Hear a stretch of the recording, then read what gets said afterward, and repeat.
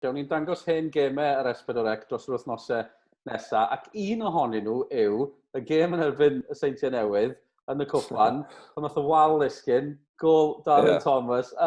Be ti'n cofio o'r diwrnod na? Oedd hi'n ddiwrnod mawr i'r clwb? Oedd, ia. So, gêm cwpan, oedden ni, obviously, yn y lig o dan. Nathon ni chwarae'r gêm yna. Fatha sut da ni chwarae'n erbyn nhw wan. Da ni chwarae ddim no fear o gwbl fan ydyn ffwtbol, just llawn hyder, dim byd i golli, attitude fel la.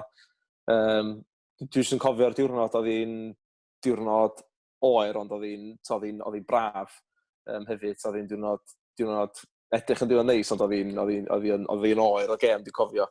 Ond oedd yr ofal, oedd hi'n jam-packed, oedd hi'n llawn yna, y cofis i gyd i troi allan yn ei fori, fatha ma'n neud bob tro. Ac oedd hi'n just yn teimlad rhyfedd mynd fyny, 2 gol i ddim yn erbyn nhw mor fuan yn y gêm.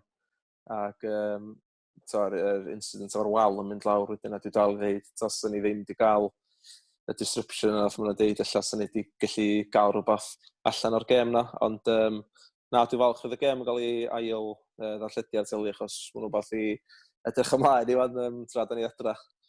Yn trio ffeindio rhywbeth gwahanol i rei bob dydd. Ie, ydy. Ar y chlysur hefyd, o'ch chi ar y ffordd yn ôl fan yna, a mae'n siŵr o'ch chi'n gwybod bod y clwb ar y ffordd yn ôl. Oedd hwnna'n lwyfan i chi ddangos i bawb arall yng Nghymru bod Caernarfon ar y ffordd yn ôl hefyd? Oedd o, ond y peth oedd pan nathon ni wneud y step i fyny, rhywch yn grair.